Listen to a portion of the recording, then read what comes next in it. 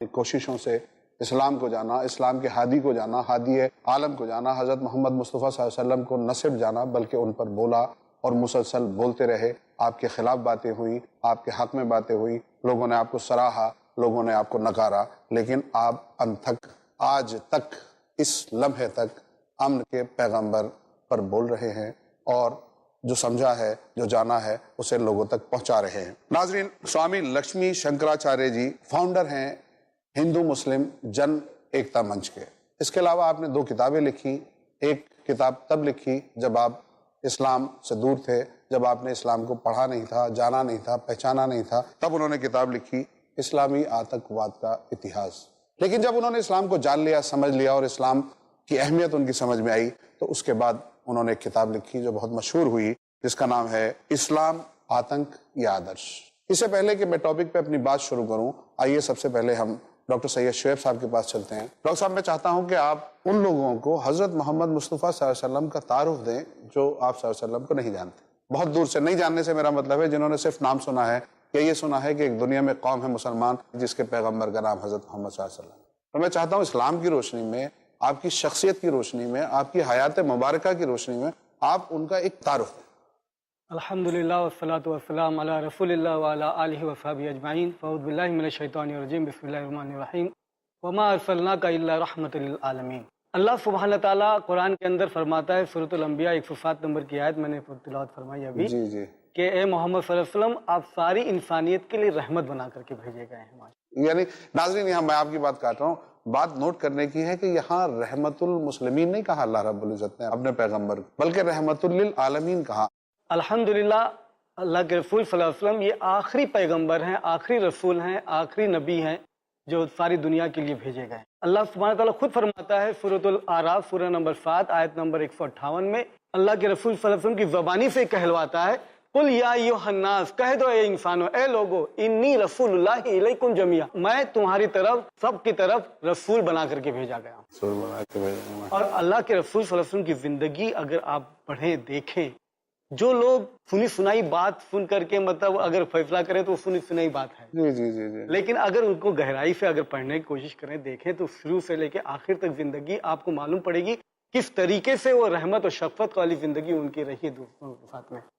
یہاں تک کہ جب ان کو اذیتیں پہنچائی گئی ہیں، شروع میں اذیتیں پہنچائی گئی ہیں نا، نبی کریم صلی اللہ علیہ وسلم اسلام کی دعوت پیش کر رہے ہیں اور لوگ جو ہیں دشمنی پر اترے ہوئے ہیں، لوگ ستا رہے ہیں، پریشان کر رہے ہیں، لیکن اس کے باوجود ان کو یہ حکم ہے اپنے ہاتھ کو مت اٹھائیے. الحمدللہ اپنے ہاتھ کو مت اٹھائیے، اور لگاتار تکلیفیں برداشت کرتے چلے گئے، یہاں تک کہ 1 سال نہیں، 2 سال نہیں، 3 سال نہیں، بلکہ برسوں سال، 13 سال برداشت کرتے چلے گئے. اور الحمدللہ وہاں کبھی بھی یہ حکم نہیں ہوا کہ ہاتھ اٹھائیں. مکہ کی زندگی میں کبھی ہاتھ اٹھانے کی بات نہیں ہوئی. جی. اور الحمدللہ آپ اور پڑھیں گے تو معلوم ہوگا کہ یہاں تک کہ جانور بھی وہ شکایت کرتے تھے نبی کریم صلی اللہ علیہ وسلم کے پاس میں آ کے. ایک اونٹ کے بارے میں آتا ہے کہ اس کا مالک جو ہے اس کے اوپر بہت زیادہ ڈالتا تھا، بہت ستاتا تھا، تو اونٹ جو ہے وہ نبی کریم صلی اللہ علیہ وسلم کے پاس میں آتا ہے، وہ شکایت کرتا ہے، اور ان کی شکایت نبی کریم صلی اللہ علیہ وسلم سن کر کے اس مالک کو بلاتے ہیں، اس کو تنبیہ کرتے ہیں. تو یہاں تک کہ وہ جانوروں کو بھی شفقت. آپ نے جو یہ واقعہ سنایا، اس سے یہ مان لیا جائے، جہاں آپ نے کہا کہ اونٹ نے آ کے شکایت کی، تو میں اس بات کو سمجھ نہیں پایا. اونٹ نے اپنے انداز سے شکایت کی یا اونٹ کو زبان مل گئی، یا میں یہ سمجھوں اس بات سے کہ حضرت محمد صلی اللہ علیہ وسلم کو جانوروں کی زبان آتی ہے؟ نہیں، حضرت سلیمان علیہ السلام کو الحمدللہ سارے جانوروں کی زبان آتی ہے. یہاں پر خصوصی معجزہ کے طور پر ہوا ہے کہ اونٹ جو آ رہا ہے وہ تلوے چاٹ رہا ہے اور شکایت کر رہا ہے اس طریقے سے، تو وہ ایک معجزاتی طور پر معلوم، مطلب اس کی حرکات و سکنات سے یہ احساس ہو رہا ہے. اور اللہ کے رسول صلی اللہ علیہ وسلم اللہ کے رسول ہیں، فرشتے آ رہے ہیں، جا رہے ہیں، بات چیت کر رہے ہیں، وہ تو اطلاع ملنے میں کوئی مشکل نہیں ہے، وہ تو اطلاع مل ہی جاتی. کہنے کا مقصد یہ ہے کہ یہاں تک کہ جانور بھی شکایت کرتے تھے، جانور کے تعلق سے بھی یہ حکم ہوتا تھا کہ ان کے اوپر زبردستی زیادہ بوجھ نہ ڈالا جائے، زیادہ بوجھ نہ ڈالا جائے، زیادہ بوجھ نہ ڈالا جائے. میں آپ کے پاس آتا ہوں، بہت اچھی باتیں آپ بتا رہے ہیں ڈاکٹر شعیب صاحب. ناظرین، یہ تو آپ نے ایک تعارف سنا، ایک مسلمان کی زبانی، ایک ایسے شخص کی زبانی جو ایک ایمان والے گھر میں پیدا ہوا، جس نے آنکھ کھولنے کے بعد جس کے کانوں نے آواز سنی، اس میں اشہد ان محمد رسول اللہ سنا، اذان کے ساتھ اور اقامت کے ساتھ. تو اس کے پاس حضرت محمد صلی اللہ علیہ وسلم کا جو ایک تعارف ہے وہ ایسا ہی ہونا چاہیے جیسا ڈاکٹر شعیب صاحب نے ہم کو دیا. لیکن اب آئیے ایک ایسے شخص کے پاس چلتے ہیں کہ جس کا ماحول، جس کی پیدائش، جس کی سمجھ، سب کی سب اسلام اور اسلام کے ہادی سے دور کے ایک ماحول میں ہوئی، جس کی پرورش ایک ایسے ماحول میں ہوئی جہاں حضرت محمد صلی اللہ علیہ وسلم کا نام یا ان کے دین یا اسلام کا نام لیا بھی نہ جاتا ہو، شاید انہوں نے سنا بھی نہ ہو جب تک وہ اپنے ماحول سے باہر نہ نکلے ہوں۔ آئیے ان سے اس سوال کو دو طرح سے کرتے ہیں۔ سوامی جی، میں آپ سے دو طرح سے یہ سوال پوچھوں گا۔ پہلا سوال میرا یہ ہے کہ جب آپ نے اسلام کو جانا سمجھا اور پڑھا نہیں تھا، حضرت محمد صلی اللہ علیہ وسلم کو جانا سمجھا اور پڑھا نہیں تھا، آپ کی حیات مبارکہ کے بارے میں آپ کچھ نہیں جانتے تھے، تب آپ کا حضرت رسول مقبول صلی اللہ علیہ وسلم کے بارے میں کیا امپریشن تھا؟ آپ کیا سوچتے تھے، کیا سمجھتے تھے اب ہندو کمیونٹی کی دوسرے لوگوں کی طرح؟ سب سے پہلے میں نے قرآن مجید پڑھی، اور قرآن مجید پڑھا اس لیے کہ قرآن مجید کی کچھ آیتیں اخباروں میں اس طریقے سے لکھی گئیں۔ سوامی جی، بعد میں آؤں گا اس بات پہ۔ میرا پہلا سوال اس سے پہلے، پڑھنے سے پہلے آپ کے سامنے جب حضرت محمد صلی اللہ علیہ وسلم کا ذکر کیا جاتا ہو یا نام لیا جاتا ہوگا تو آپ کیا امپریشن لیتے تھے؟ میں یہ سوال اس لیے پوچھنا چاہتا ہوں، یہ جاننا چاہتا ہوں، اور ہمارے ناظرین جو یہ پروگرام دیکھ رہے ہیں ان کو یہ بتانا اور سمجھانا چاہتا ہوں کہ ایک غیر مسلم شخص جس کا اسلام سے کوئی لینا دینا نہیں، اس ماحول سے کوئی لینا دینا نہیں، وہ حضرت محمد صلی اللہ علیہ وسلم کے بارے میں کیا سوچتا ہے؟ اس وقت کیا سوچتے تھے آپ؟ ہم اس وقت حضرت محمد صلی اللہ علیہ وسلم کے بارے میں کچھ جانتے ہی نہیں تھے۔ جتنا بھی جانتے، جب بھی نام آتا تھا تو کیا سمجھتے؟ ہاں، تو جو کتابوں میں پڑھا تھا، کورس کی کتابوں میں، بس اتنا ہی جانتے تھے، اس کے علاوہ کچھ نہیں مطلب ایک مذہب کے ایک رہنما ہے۔ جی ہاں بس، یا یوں کہہ لیجیے جیسے ہندوؤں میں ہوتا ہے کہ جو رہنما ہوتے ہیں، بڑے لوگ ہوتے ہیں، ان کو پوجنی ہے، جی بس مسلمانوں کے پوجنی۔ جی بس۔ اچھا، آپ مجھے یہ بتائیے کہ آپ کا اسلام کو پڑھنے کی طرف رجحان کیسے ہوا؟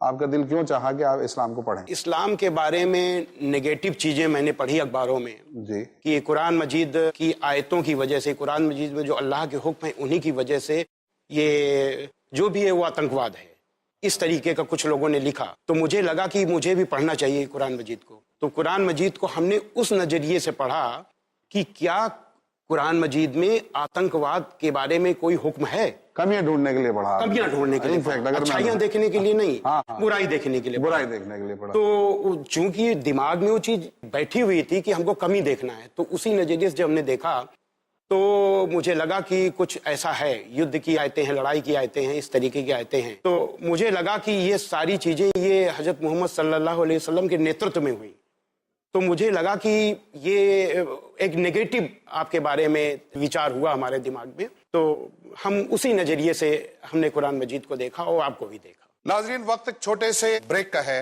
حالانکہ گفتگو اجازت نہیں دے رہی، لیکن پھر بھی مجبوری ہے۔ آپ کہیں جائیے گا مت، ہم ابھی بریک سے واپس آتے ہیں۔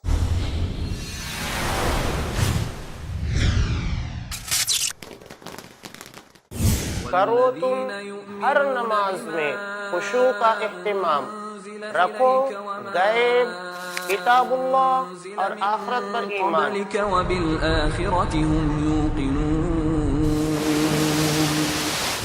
نہ دو اللہ کے سوا عبادت میں کسی کو کوئی مقام، نہ کرو بدکاری اور نہ کوئی کام حرام، مانو اللہ کا حکم اور فرمان رسول، یہی ہے حقیقی کامیابی کے روشن اصول۔ حقیقی کامیابی کے روشن اصول جانیے شیخ حافظ عبد التواب سے قرآن اور حدیث کی روشنی میں دین و دنیا کی حقیقی کامیابی کے روشن اصول، ہر بدھ دوپہر 2:30 بجے اور رات 8 بجے، صرف i+ TV پر، بہتر زندگی کے لیے۔ کم علمی دھکیلتی ہے گمراہی کے دلدل میں۔ جو لوگ سود کھا رہے ہیں، کھلا رہے ہیں اور اس کے کاروبار میں کسی بھی طرح سے شریک ہے، اللہ اور اس کے رسول سے جنگ کر رہے ہیں۔ شک و شبہات کے جنگل میں سارے لوگ ایک تھے، پھر کیا ہوا؟ شیطانوں نے اتنی بنیادیں پیش کی کہ ہر ایک آدمی الگ ہوتا چلا گیا، کیونکہ جہالت ایک بیماری ہے۔ ذات باری تعالیٰ کا انکار کرنے والا اس بنیاد پر کہ ہمیں دکھائی کیوں نہیں دیتا، وہ احمق کہلائے گا، عقل مند نہیں ہے وہ۔ مگر اسلام میں بیداری ہے۔ شیطان کبھی بھی کوئی بھی راستہ دکھاتا ہے، ہمیں پہچاننے کے لیے ایک راستہ موجود ہے کتاب و سنت میں۔ پوچھو تو صحیح شیخ رضا اللہ عبد الکریم مدنی سے، زندگی کی تاریکیوں سے نکل کے اجالے کی طرف لانے والی واحد روشنی، ہر جمعہ رات 8 بجے۔ सिर्फ i+TV पर बेहतर जिंदगी के लिए।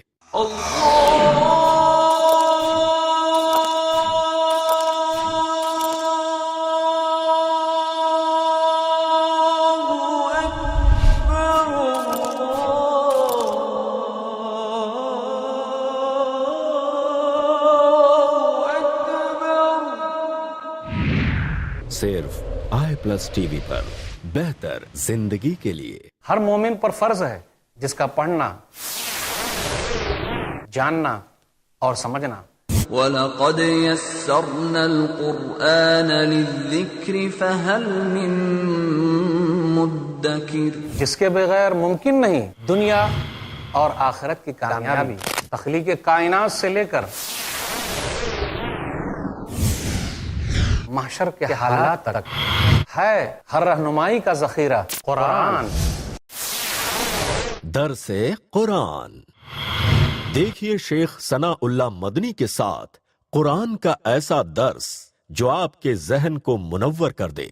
हर पीर से जुमेरात और सनीचर सुबह 6:30 बजे और शाम 7:30 बजे।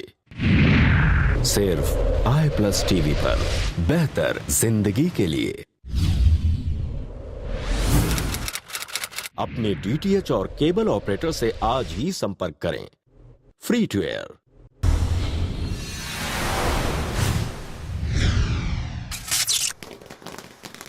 वेलकम बैक नाजरीन, ब्रेक के बाद आपका एक बार फिर से इस्तकबाल है। आइए इस गुफ्तगू को आगे बढ़ाते हैं। मैं यहाँ बड़ा एक अजीब सा सवाल आपसे पूछना चाहता हूँ।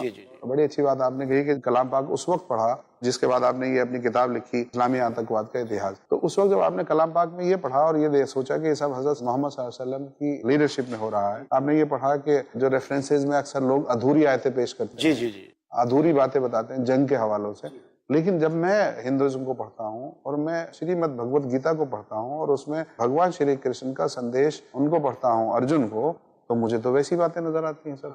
धर्म युद्ध कह के एक युद्ध किया जा रहा है जो युद्ध सिर्फ और सिर्फ जमीन के लिए है, सिर्फ और सिर्फ गांव के लिए है, सिर्फ हुकूमत के लिए है, और उसे धर्म युद्ध कहा जा रहा है। और जब वो धर्म युद्ध है तो धर्म युद्ध के लिए भगवान खुद खड़े होकर एनकरेज कर रहे हैं अपने लोगों को कि तुम लड़ो, क्योंकि जिंदगी और मौत कुछ नहीं होती, तुम लड़ो। मुझे ऐसी ही बातें वहां पर नजर आती हैं। वहां पे नजर आता है कि अल्लाह की हुकूमत कायम करने के लिए, अच्छाई को कायम करने के लिए, बुराई को मिटाने के लिए युद्ध करो। तो क्या उस वक्त आपके दिमाग में ये बात नहीं आई? ये आप जैसे दूसरे स्कॉलर्स जो हैं वो सिमिलरिटी जो मेरा दिमाग ढूंढ रहा है आपका दिमाग नहीं ढूंढ पाया? नहीं, वो उस समय तो नहीं ढूंढ पाया, लेकिन बाद में मैंने हजरत मोहम्मद सल्लल्लाहु अलैहि वसल्लम की जीवनी पढ़ी, सीरत। तो उसके बाद मुझे ऐसा महसूस हुआ कि जैसे जैसे आपके ऊपर अत्याचार हो रहे हैं तो उन अत्याचारों को दूर करने के लिए और जान को बचाने के लिए इस तरीके के युद्ध के आदेश, युद्ध के हुक्म अल्लाह की तरफ से आए। तो मुझे सिमिलरिटी दिखाई दी श्रीमद् भगवत गीता और कुरान मजीद में, और लगा कि जैसे वहां धर्म युद्ध हुआ उसी तरीके से धर्म युद्ध यहाँ पर हुआ। ये युद्ध नहीं था, ये धर्म युद्ध था। और धर्म युद्ध इसलिए होता है कि जब अन्याय, अत्याचार और असत्य ये जब अपने एकदम चरम सीमा पर, सबसे टॉप पर जब हो और उसके रोकने के लिए बातचीत के सारे रास्ते बंद हो जाएं, कोई रास्ता ना बचे, एक ही रास्ता बचे, जंग, युद्ध, तो उस युद्ध को धर्मयुद्ध कहते हैं। यही चीज महाभारत में हुई और यही चीज कुरान मजीद में हुई, लेकिन दोनों में फर्क है। शुरू में आपने जैसा कहा कि यहाँ पर एक कौरवों ने पांडवों का राज्य हड़प लिया था, एक राज्य के लिए हो रहा था, लेकिन वहां सत्य के लिए हो रहा था। नहीं, इसे आप इस प्रोस्पेक्ट में भी देख सकते हैं कि एक शख्स ने दूसरे शख्स का राज हड़प लिया, हाक मार लिया। जी। हाक मारना भी असत है। जी। उस प्रोस्पेक्ट में अगर कोई लेना चाहे लिया जा सकता है। जी। लेकिन अच्छा, मैं आपके पास आता हूँ एक मिनट। इस बात को समझने के लिए मैं डॉक्टर शुएब साहब के पास जाऊंगा। शुएब भाई, मैं पहले आपसे पूछना चाहता हूँ कि जब हम बात करेंगे हजरत रसूल मकबूल मोहम्मद मुस्तफ़ा सल्लल्लाहु अलैहि वसल्लम की, तो हमें जरूरी है कि हम वो हालात जाने, उस माहौल को जाने जिस माहौल में हजरत रसूल मकबूल सल्लल्लाहु अलैहि वसल्लम का वरूद हुआ, आपको अल्लाह रब्बुल इज्जत ने भेजा। तो वो क्या माहौल था? क्योंकि हमारे समाज में बड़ी अजीब तरह से डिस्कशन होते हैं। हम डिस्कशन इस्लाम का करते हैं, हम रसूल मकबूल सल्लल्लाहु अलैहि वसल्लम की हयात मुबारका का डिस्कशन करते हैं, ये डिस्कशन नहीं करते कि उस वक्त फैली हुई बुराइयां क्या थी। तो मैं जानना ये चाहता हूँ फिलहाल कि प्री इस्लामिक एरा जो है, उस प्री इस्लामिक एरा को थोड़ा सा डिफाइन करें आप हमारे नाज़रीन के लिए, उसकी बुराइयों को, उसकी कमियों को और उस माहौल को। क्योंकि जहां तक मैंने पढ़ा है, किसी ने सऊदी अरब کہ اس خطے پہ حملہ تک نہیں کیا، اس قابل نہیں سمجھا کہ اسے غلام بھی بنا لیں، اس قابل نہیں سمجھا گیا. لیکن یہ خطہ اس قدر عجیب و غریب خطہ تھا کہ دنیا کے ہر ملک پہ دوسرے ملکوں نے، کیونکہ اس وقت زمانہ یہ تھا کہ مائٹ از رائٹ، جس کے ہاتھ میں ڈنڈا اس کی بھینس، جس کے پاس طاقت ہوتی تھی بڑا ملک چھوٹے ملک کو ہڑپ جاتا تھا اور اپنی حکومت بڑھاتا چلا جاتا تھا، چاہے رومن سویلائزیشن ہو، چاہے گریک سویلائزیشن ہو، ایرانین سویلائزیشن، یا کوئی سا بھی ہو. لیکن معلوم تاریخ میں، نون ہسٹری میں، کہیں بھی عرب کے خطے پر کسی دوسرے بادشاہ نے ہڑپ کرنے کے لیے، غلام بنانے کے لیے کوئی حملہ نہیں کیا، سوائے ایک ابراہا نام کا حملہ ضرور نظر آتا ہے، وہ بھی غلام بنانے کی نیت سے نہیں تھا، حکومت کی نیت سے نہیں تھا. تو یہ اتنی زیادہ جاہلوں کی بستی تھی، اتنی زیادہ برائیوں کی بستی. میں چاہتا ہوں ڈاکٹر شعیب صاحب اس پہ پوری طرح روشنی ڈالیں. جاوید صاحب آپ نے تو سوال کر کے خود ہی جواب خاصا دے دیا. میں صرف ایک جملے میں ایک بات کہوں گا اس تعلق سے کہ اس پری اسلامک ایرا، پری محمد صلی اللہ علیہ وسلم جو ایرا تھا، اس کو ایام الجاہلیہ کہا جاتا ہے، کہ days of ignorance. Days of ignorance اس معنی میں کہ یہ لوگ کعبہ کا جو طواف کرتے تھے ننگے طواف کرتے تھے. وہ یہ کہتے تھے کہ ہم پیدا ہوئے بغیر کپڑے کے، تو ہم کپڑے کے ساتھ میں کس طریقے سے ہم اللہ کے سامنے طواف کریں گے، ہم تو بغیر کپڑے ہی طواف کریں گے. تو ننگے طواف کرتے تھے، عورت مرد سب ننگے طواف کرتے تھے. اتنے گزرے تھے کہ جو زمین پر خون گر جاتا تھا اس کو چاٹ لیتے تھے. اچھا یہ میں آپ کو ٹوک رہا ہوں، طواف کی بات آپ نے کی کہ طواف کرتے تھے، مطلب خدا کو مانتے تھے یہ لوگ؟ خدا کو یہ مانتے تھے، خدا کے ساتھ میں شرک کرتے تھے. ہاں یہ بڑی اہم بات ہے. ہاں خدا کو مانتے تھے. یہ پری اسلامک ایرا میں عربیہ میں یہ نہ سمجھا جائے کہ اہل ہنود کی طرح یا ان لوگوں کی طرح جو خالص خدا کو کسی مورتی میں دیکھتے ہیں، اس طرح کے لوگ نہیں تھے. وہ خدا کو مانتے تھے اور خدا کے روپ میں مانتے تھے، ان کے شریک پیدا کر لیے تھے. ٹھیک ہے نا؟ تو اس طریقے سے ماحول تھا، نوچ کھسوٹ مار کاٹ، یہ تو عام بات تھی. بلکہ ایک شخص ہے وہ اپنے سوتیلی ماں جو اس کی ماں ہے اس کے ساتھ شادی کر سکتا تھا. ایک عورت جو ہے 10 شوہر رکھتی تھی، اور جس شوہر سے اگر بچہ پیدا ہوگا تو جس کی طرف وہ اشارہ کرتے کہ یہ اس کا بچہ ہے، اس کو ماننا پڑتا تھا. تو اس طریقے کا نوچ کھسوٹ کا معاملہ تھا پورے. اور میں یہ کہنا ضروری سمجھتا ہوں یہاں پر کہ یہ جو زندگی، یہ جو ماحول ہے، یہ بہت بڑی دلیل ہے محمد صلی اللہ علیہ وسلم کے سچے ہونے کی، صداقت ہونے کی. وہ کیسے میں بتاتا ہوں کہ محمد صلی اللہ علیہ وسلم ابھی ماں کے پیٹ میں ہیں اور ان کے والد صاحب کا انتقال ہو جاتا ہے. ٹھیک ہے، پیدا ہونے سے پہلے باپ کا انتقال ہو جاتا ہے. پیدا ہونے کے بعد میں 6 سال کی عمر میں ماں کا انتقال ہو جاتا ہے. اب دونوں ماں باپ سنبھالنے سے پہلے مسکین، ہاں مسکین ہو گئے دونوں، ماں باپ دونوں نہیں ہیں. اب نبی کریم صلی اللہ علیہ وسلم 6 سال کی عمر میں عبد المطلب اپنے دادا کے سپرد کیے جاتے ہیں ان کی کفالت میں. دادا بھی اب بھی زیادہ دن نہیں جی پاتے، 2 سال کے اندر وہ بھی انتقال کر جاتے ہیں.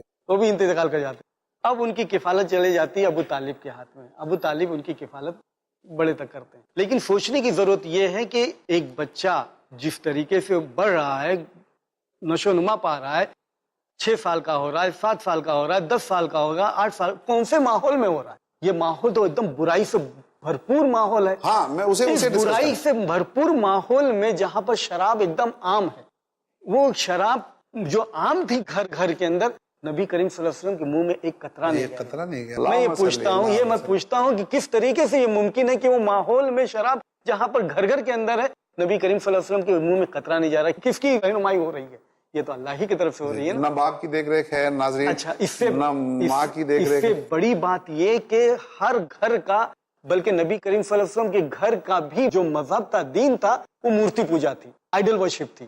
کعبہ کے اندر 360 بتیں رکھے ہوئی تھی. گھر کے اندر ابو طالب کا دین وہی ہے، پورے فیملی کا وہی دین ہے، پورے سماج کا وہی دین ہے، وہی مورتی پوجا کرنے کی دین ہے. لیکن نبی کریم صلی اللہ علیہ وسلم نے بچپن سے لے کر کے بڑے تک 40 سال کی عمر تک کبھی بھی اپنا ماتھا، اپنا سر مورتیوں کے سامنے نہیں جھکا. یہ اپنے آپ تو پاسبل نہیں ہے، نبی ہونے کی دلیل ہے نا. برائیوں کی طرف اور آتے ہیں. اور پھر اس کے بعد میں نبی کریم صلی اللہ علیہ وسلم ایسے نوچ کھسوٹ، ایسے لوٹ مار کے ماحول میں ان کو ٹائٹل ملتا ہے الامین الصدیق. الامین الصدیق، کہ سچے اور ٹرسٹ وردی. اب سوال یہ بہت بڑا اٹھتا ہے کہ جو شخص 40 سال کی عمر تک اپنی ذات کی خاطر، دنیا کی خاطر جھوٹ نہیں بولتا ایک بھی مرتبہ، وہ 40 سال کی عمر ہوتے ہی فوراً لگاتار روزانہ سینکڑوں جھوٹ بولتے چلا جا رہا ہے. بہت تیزی سے جا رہے ہیں آپ. ایک منٹ آتے ہیں اس پہ شعیب بھائی.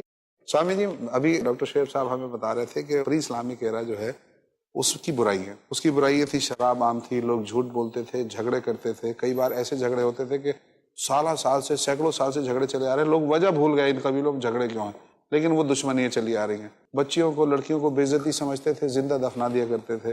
سب کر دیتے. کیا آپ کو اس ماحول کی ان برائیوں میں کہیں وہ برائیاں نظر آتی ہیں جو دانووں کے سماج میں یا لنکیش کے سماج میں یا ان سماجوں میں جہاں پر ہندو دھرم کے حساب سے اوتار اور ہادی یا ہدایت دینے والے اتارے گئے، وہاں جو بیماریاں تھیں، جو برائیاں تھیں، ویسی برائیاں یہاں نظر آ رہی ہیں آپ کو؟ ایک مرتبہ کا واقعہ میں بتاتا ہوں کیا ہوا کہ نبی کریم صلی اللہ علیہ وسلم جہاں پر گانا بجانا ہو رہا تھا وہاں اس طرف اپنی عمر میں 10-15 سال کی عمر رہی ہوگی، وہاں چلے گئے. وہاں جانے کے بعد حالانکہ غلط تھی، گانا بجانے کو آتی، اللہ پاک کا کرنا یہ ہوا کہ وہاں پہنچتے کے ساتھ ان کو نیند طاری ہو گئی. قرآن مجید کی ایک اچھائی حضرت محمد صلی اللہ علیہ وسلم کی اچھائی بن گئی.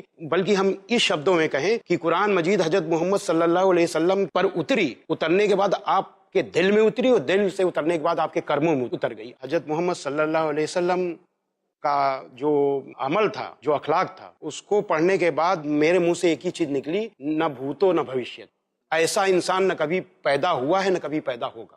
کہ میں ہندو ہوں مگر ایمان رکھتا ہوں محمد پر، میں ہندو ہوں مگر ایمان رکھتا ہوں محمد پر، کوئی انداز تو دیکھے میری کافر ادائی کا.